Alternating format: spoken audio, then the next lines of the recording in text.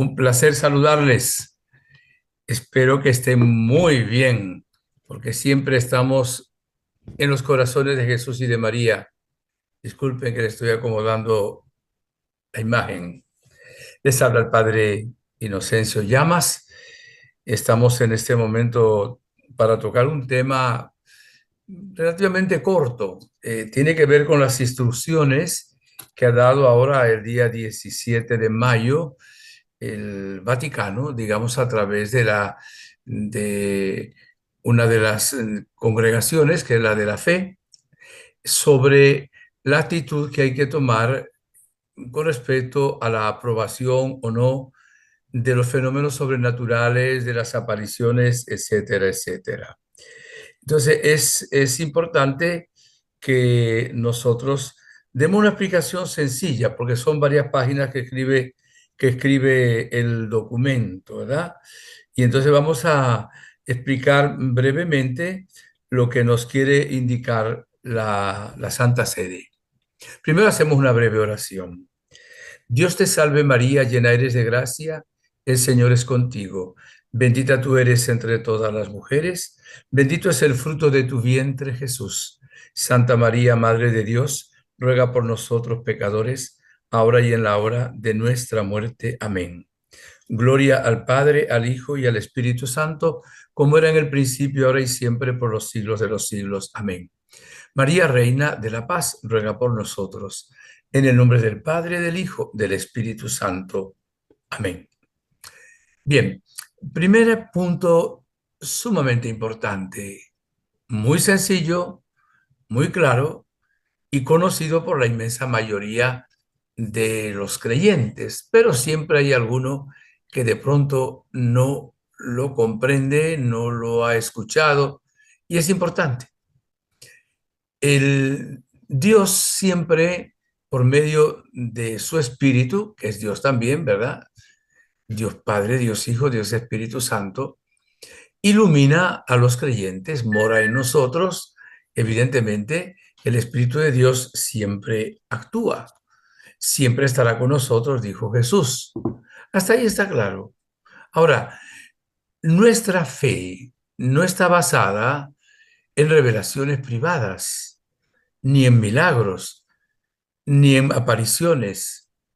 Nuestra fe está basada en la palabra de Dios, o sea, en la Sagrada Escritura y luego en la tradición de la Iglesia, que es la interpretación de esa Sagrada Escritura también a través del magisterio de la Iglesia. Pero todo está basado en la Biblia, ¿verdad? Eso a lo largo de todo el tiempo, en nuestra fe. No creemos algo porque es bonito, porque nos gusta, porque nos cayó bien, porque le dijo a alguien. No, no, es lo que Dios ha revelado. Por eso no lo puede cambiar nunca la iglesia. A veces uno se mete en estas conferencias que hay, no solo conferencias, sino también las redes, y dicen unos disparates, algunos de ellos terribles y tremendos. Hay cosas que la iglesia no va a cambiar nunca, no puede cambiarla.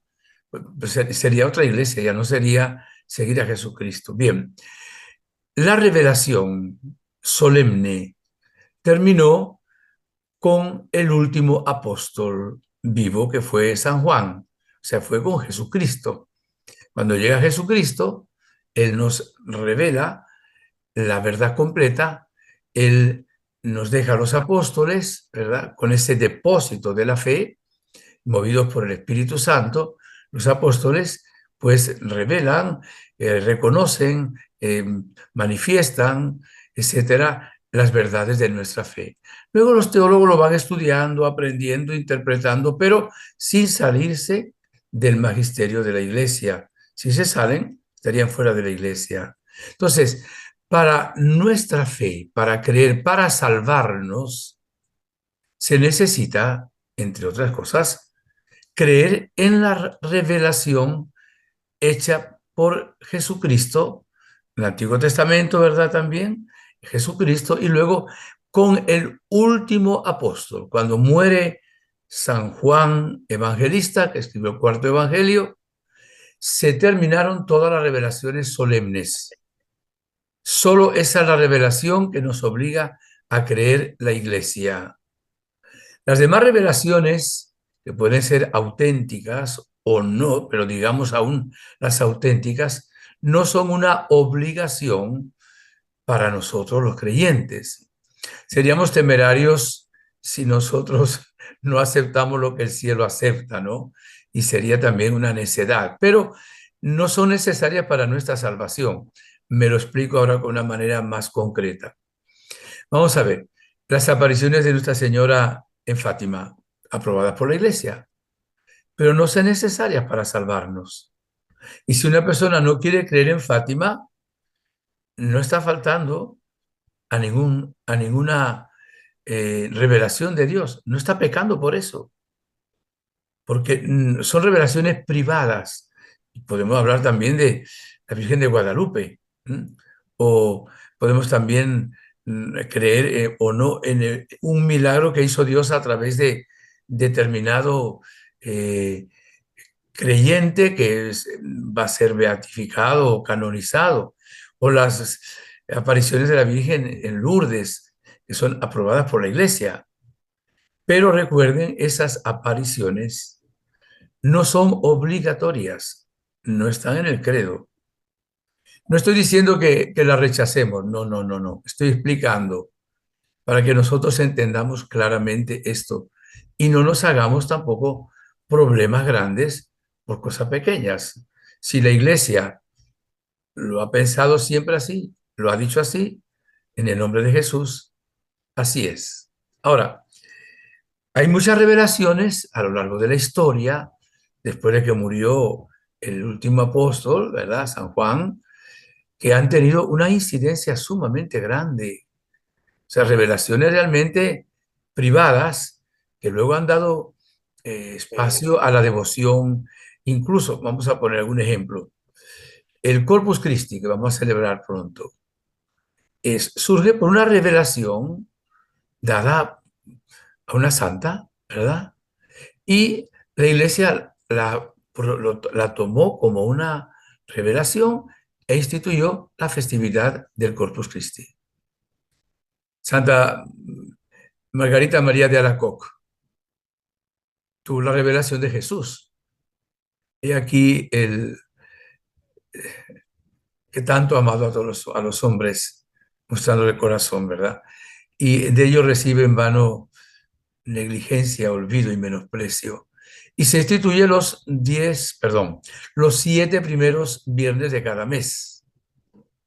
Eh, Santa María Faustina Kowalska, siglo pasado, se le aparece Jesús de la Misericordia y se instituye la coronilla de la Divina Misericordia, la novena también de la Misericordia y el Día de la Misericordia, el domingo después de Pascua. Son revelaciones privadas. Ahora miren lo importante que son las revelaciones privadas cuando son auténticas, aunque no sean obligantes y no sean necesarias. Ha cambiado a lo largo del tiempo la disciplina con respecto a cómo hacer cuando hay una revelación privada o un aparente milagro, una hostia que sangra, una imagen que llora, etcétera. Varias veces los papas han cambiado esto. El último decreto entonces acaba de ocurrir ahora el día 17 de mayo de este año 2024. El de el Papa San Pablo VI, que se había dicho años antes, no se reveló hasta 1978, creo. Prácticamente lo usó el Vaticano sin publicarlo de una manera muy extensa. Y antes había, cuando estudian una aparición, 3 posibilidades. Primero, a quien le tocaba estudiar esto era al obispo de la diócesis, pero siempre el Vaticano, digamos, el Papa, digamos también la dicasterio, ¿verdad?, de la fe, que está compuesto por un cardenal y varios, un equipo, pues tienen también una palabra que decir. Entonces, muchas veces esto no se decía en voz alta. Los obispos mandaban su opinión a este dicasterio. A veces el dicasterio le pedía información sobre algunas apariciones. Esto siempre ha existido de una manera velada. Esto es importante. Pero sin embargo había obispos que como tenían la autoridad, el obispo decidía si esta aparición fue auténtica o no. El obispo de Los Teques en Venezuela, Monseñor Pío Bello, él mm, pues aprobó, pero eso sí, después de un estudio y cualquier cantidad de testigos, y él mismo usó centenares de horas de tiempo para estudiarlo, que las apariciones que hubo en Venezuela fueron auténticas. Y él no reveló que la vidente María Esperanza era, sino que apareció la Virgen, ¿verdad? Y eso fue el obispo que lo decidió. Ahora, ¿qué era el segundo punto? Había tres definiciones, mejor dicho, tres conclusiones, perdónenme, quiten la palabra definición. Una era, se lo voy a decir en español, porque era, consta que esto es una aparición auténtica. Dice constat, en latín constat, ¿verdad?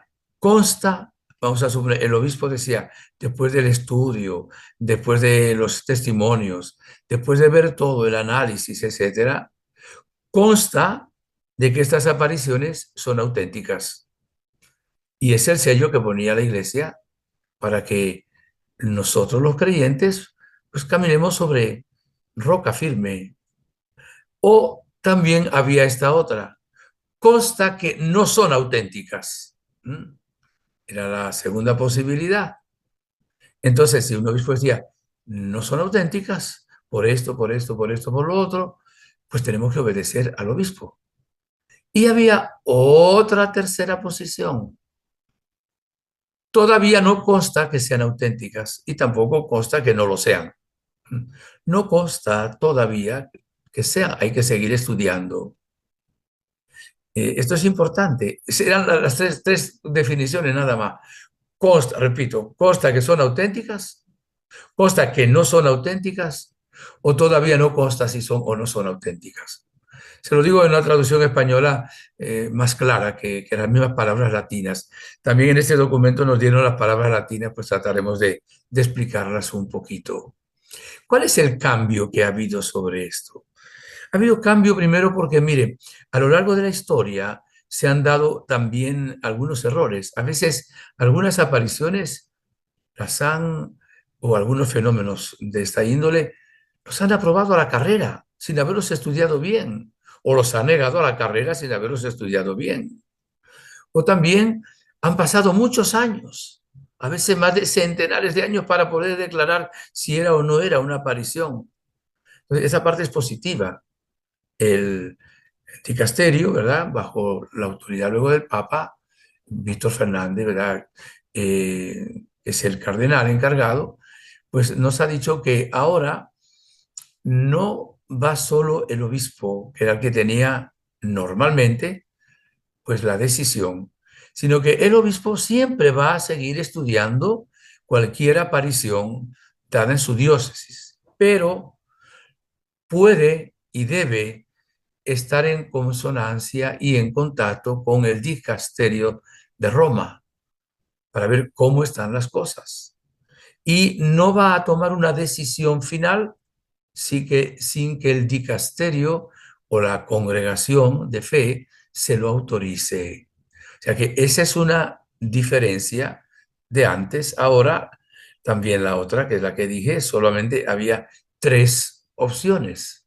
Bueno, en todo lo que se ha hecho, que ha sido todo un equipo también, lo han estudiado, después la última palabra la tuvo el Papa, se lo presentaron el 4 de mayo y él aprobó este nuevo documento. Se llega ahora no a tres decisiones, a seis decisiones, para que realmente se pueda de una manera mucho más clara, llegar a un feliz término.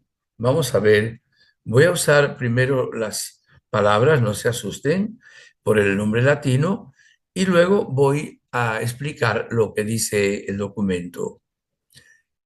Nihil obstat, esa es la primera palabra, que se traduce no hay nada de obstáculo, o sea, nada impide. Nihil es nada, obstat, nada es un obstáculo, nada lo obstaculiza. Antes era nihil obstat para creer que son auténticas. Ahora aquí hay un cambio.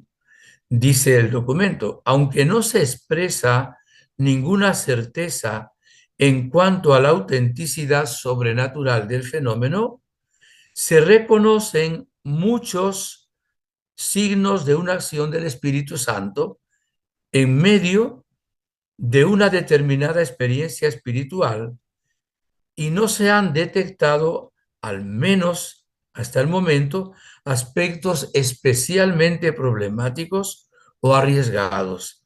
Por ello, se anima al obispo diocesano a apreciar el valor pastoral y también a promover la difusión de esta propuesta espiritual, incluso a través de posibles peregrinaciones a un lugar santo. Esto es importante. O sea que antes decía, consta de que son sobrenaturales. Ahora dice, no consta que no lo sean. O sea, no hay nada que lo obstaculice. Pero es que antes algunas personas tomaban esto como si tuviéramos que creer, por eso comencé la enseñanza, que al decir la iglesia apruebo estas apariciones, ya tendrían el mismo valor del, qué sé yo, de la Biblia, de la tradición de la iglesia, del magisterio, ¿no? Y por eso han querido quitarle como importancia a ese término, ¿verdad? De nil obstat, nada obsta, nada obstaculiza, pero ya cambió. Antes era, son aprobadas. Ahora no hay dificultad para que sean aprobadas. Es un cambio, yo diría que relativamente sustancial, pero es como para defender, para proteger y para acelerar un poquito más. Después tocaremos un poquito una opinión sobre cómo queda ahora Medjugorje. Otro, número 2, preoculis abeatur. Me hubiera gustado que hubieran puesto las expresiones en castellano, ¿verdad? Sí, hay que tener bajo los ojos, bajo la mirada, esa aparición, ese fenómeno, esa revelación, etcétera, etcétera.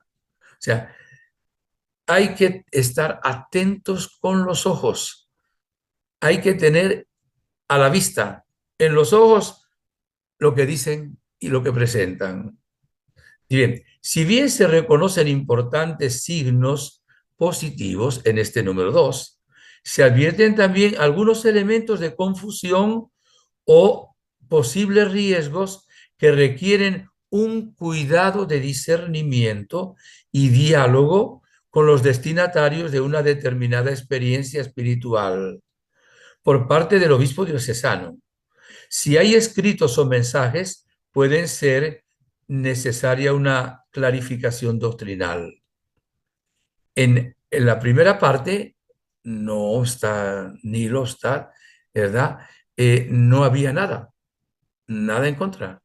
Aquí hay alguna confusión, alguna duda, algún riesgo, y entonces dice, hay que estar, le vamos a decir una expresión un poco elegante para un documento de, se dice en Venezuela, hay que estar mosca, o sea, hay que estar muy atento. Bueno, vamos ahora con la tercera. Curatur es un latín que se dice, téngase cuidado. Antes hay que estar así atentos, pero ahora hay que estar atentos con mucho cuidado. ¿Por qué? Se detectan varios o significativos elementos problemáticos, pero al mismo tiempo existe ya una amplia difusión del fenómeno y una presencia de frutos espirituales asociados a él que pueden verificarse. En este sentido, se desaconseja una prohibición que pueda inquietar al pueblo de Dios. En todo caso, se insta al obispo diocesano a no alentar este fenómeno, a buscar expresiones alternativas de devoción y eventualmente a reorientar su perfil espiritual y pastoral. O sea que aquí ahora se le va diciendo al obispo, mire las posibilidades que tiene, estudie bien el caso. Ya llevamos tres, ¿verdad? Nihilosta, preoculis habeatur, curatur, y ahora viene la otra, submandato, que significa bajo el mando, bajo la autoridad. Dice así, los problemas detectados no están relacionados con el fenómeno en sí, rico en elementos positivos, sino con una persona, una familia o un grupo de personas que hacen uso impropio del mismo. Se utiliza una expresión de beneficio económico particular o indebido, cometiendo actos inmorales o desarrollando una actividad pastoral paralela a la ya presente en el territorio eclesiástico, sin aceptar las indicaciones del obispo diocesano. En este caso, la dirección pastoral, ¿verdad?, del lugar específico donde se produce el fenómeno se confía o al obispo diocesano o a otra persona delegada por la Santa Sede, quien, cuando no pueda intervenir directamente, tratará de llegar a un acuerdo razonable. Entonces, es un caso que puede haber, digamos, posibilidades de que sea realmente algo de Dios y ha movido a la gente, pero unos contras bastante grandes. Entonces, cuando traen problemas, a veces de inmoralidad, a veces la persona hacen eso porque quieren hacer un negocio, etcétera, con una aparente aparición. Entonces dice, el obispo tenía que tomar una decisión. Está sobre el mandato del obispo, donde el obispo dice, a este lugar de apariciones no vayan. Prohíbo ir a ese lugar. Está bajo su mandato. No significa que no sigan estudiando, pero esa disciplina ya ha llegado porque se sabe que aunque haya elementos buenos tal vez, sin embargo, hay elementos bastante negativos que hacen bastante daño. Bueno, vamos ahora a otro. No lo prohíbe todavía, simplemente pone una disciplina. Vamos al otro. Prohibetur et obstruatur. O sea, el quinto punto creo que vamos es prohíbase y obstrúyase. ¿Qué significa esto? Aunque existen exigencias legítimas y algunos elementos positivos, los problemas y los riesgos parecen graves.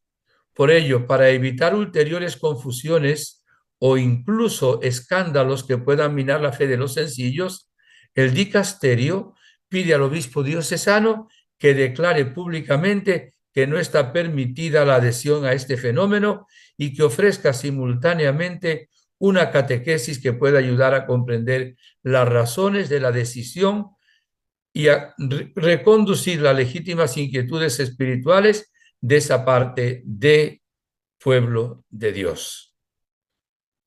Son como grados, ¿verdad?, en el estudio para que sea bien pura la decisión, que realmente se esté claro, no haya duda, no haya obstáculos auténticos. Vamos con el último, declaratio de non supernaturalitate. Vamos a ver si, esperen un segundito que hasta aquí me llegaba un segundito. Vamos a ver, se lo voy mientras tanto traduciendo, ¿verdad? Está diciendo aquí que la declaración de no sobrenaturalidad, que era lo que antes se decía, no está. O sea que aquí las tres de antes están metidas en seis grupos, seis grupos. Ya, entonces, todavía no consigo ahora creo que sí. Ya.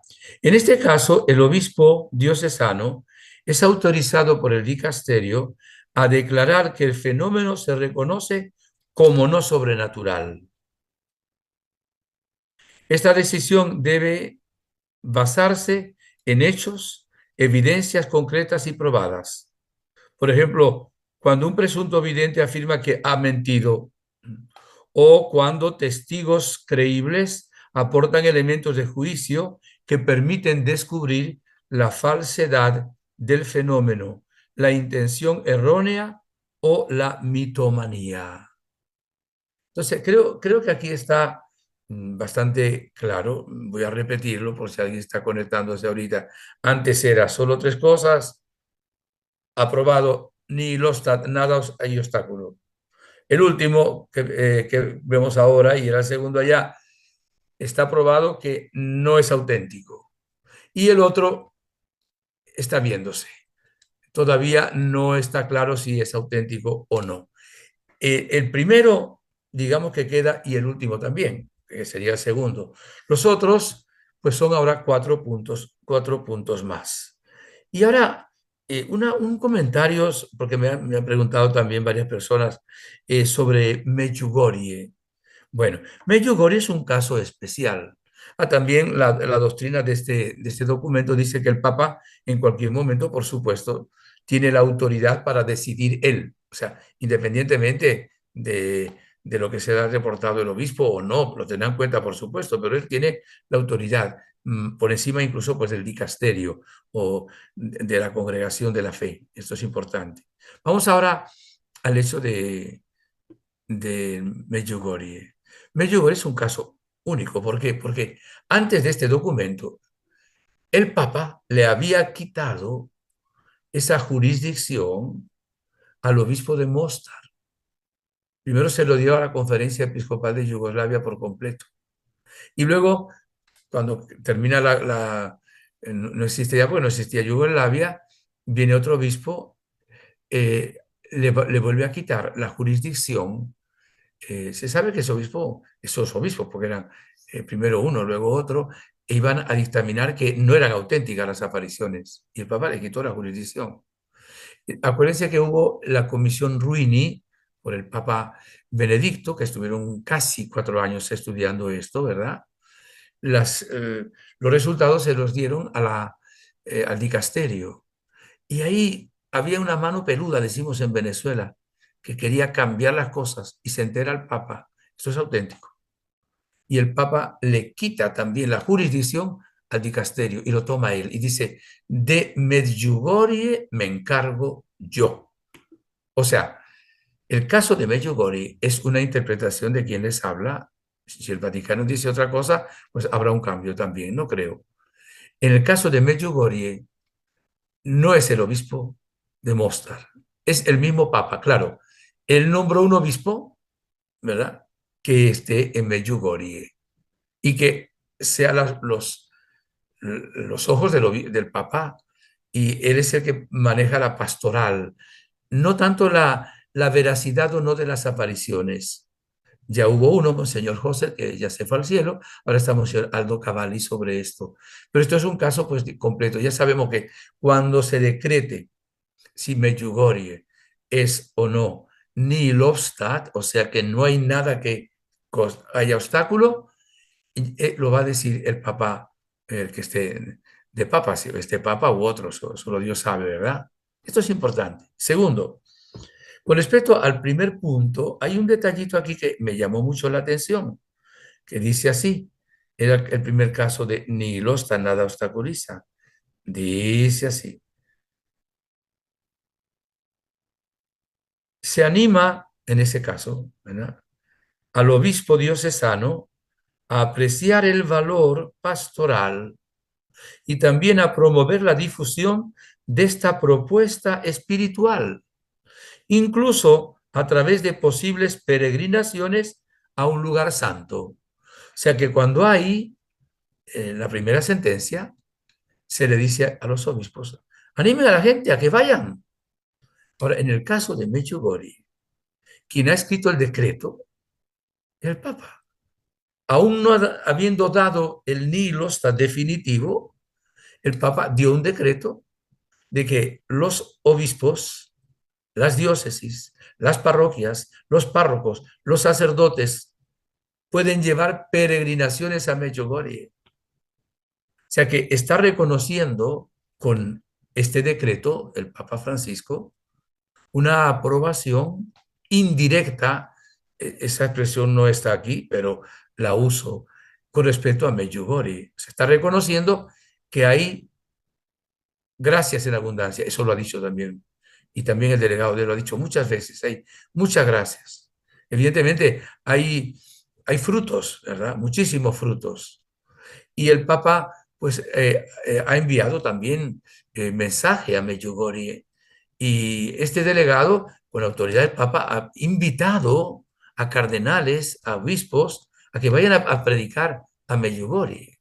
O sea que, ¿qué digo con esto? No debemos tener ningún temor por este documento, para nada en la iglesia, pero mucho menos todavía para Medjugorje, porque es un caso bien diferente a los demás.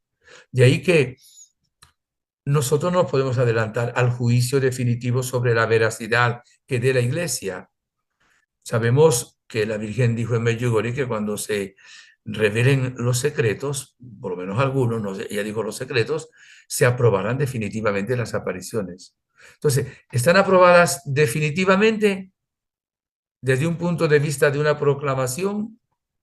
No. ¿Están aprobadas indirectamente en cuanto que el mismo Papa reconoce que sí hay eh, frutos, gracia en abundancia, y que es bueno que vayan a confesar también, ya lo decía también el Papa San Juan Pablo II? Si yo no fuera Papa ya hubiera ido a confesar a Medjugorje, porque es el confesionario del mundo. Entonces, este nuevo decreto no nos dice nada en contra de Medjugorje. Y yo quería aclararles esto para que sepan cómo están las cosas, para que queden también tranquilos. Bueno, ese documento dice, por ejemplo, que cuando un obispo conoce un lugar, una cosa de estas, pues lo manda al Vaticano. Pero también que cuando él estudie, pues tiene que llevar gente preparada, capacitada. Incluso nombran un, un canonista, ¿verdad?, de derecho canónico, experto, un teólogo, y también una persona que tenga experiencia sobre este mundo, sobre este campo. Y por supuesto van a hacer un comité siempre de personas preparadas con respecto a esto.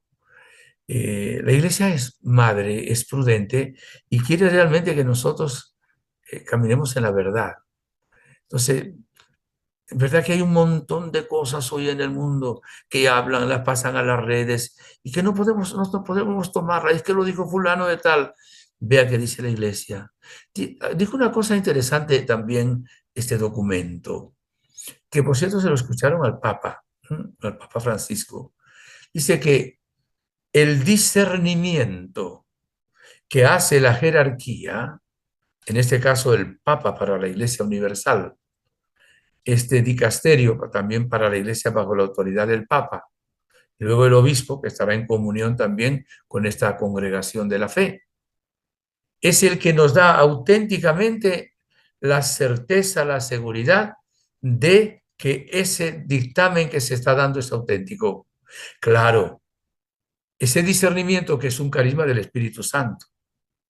Y a la jerarquía se le ha dado esa gracia de poder discernir. Hay que orar por ellos para que sean dóciles al Espíritu Santo. Ellos verán los frutos, verán los testimonios, verán los escritores, verán que todo lo que se ha dicho ahí, lo que se ha escrito por parte de los videntes o supuestos videntes, están en auténtica armonía con lo que dice la palabra de Dios, la Biblia y la doctrina de la Iglesia.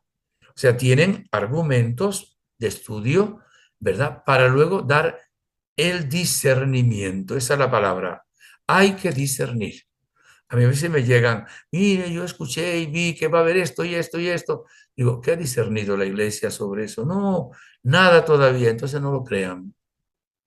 No lo crean porque se van a poner nerviosos, se van a poner llenos de ansiedad, de angustia. Y fíjese, la Virgen María no viene a meternos miedo, viene a darnos los remedios para solucionar los problemas. Viene a estar con nosotros. Así que no debemos tener nunca de miedo. Entonces, esto es lo que yo quería compartir con ustedes de una manera muy sencilla, pues no digamos como una cátedra, sino como con el corazón, como un hermano, un amigo, que les da solamente lo que les estoy diciendo no lo he leído más que en el documento, o sea, no he leído ningún comentario de otra persona, nada, nada, solo lo he sacado del documento, o sea que es solo una opinión del padre Inocencio Llamas. Creo que soy fiel a lo que dice este documento. Por supuesto, seguimos profundizando todavía, porque siempre los documentos de la iglesia es bueno profundizarlos. Muchas gracias, les bendigo. Que la bendición de Dios Todopoderoso, Padre, Hijo, Espíritu Santo, descienda sobre ustedes y les acompañe siempre. Muchas gracias.